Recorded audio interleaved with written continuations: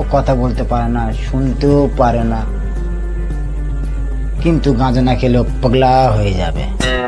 আচ্ছা থাক, খাক খাক খাক, মন ভরে খাক। চলুন মূল প্রসঙ্গে আসি। পরিবেশ নিয়ে আপনার কি মতামত? পরিবেশ তো সুন্দরী, যেমন সুন্দর মেয়েদের নিয়ে সুন্দর পরিবেশ গড়া যায়, আবার বাংলার ঠেকেও এক বিশেষ পরিবেশ। কি বলছেন? ঠেকের মতো জঘন্য পরিবেশ সুন্দর হলো কবে? স্যার, আপনি কি কখনো বাংলার ঠেকে গেছেন? না গেলে বুঝবেন না। ছি, ওখানে যায় নাকি কেউ? তাই তো জানেন না।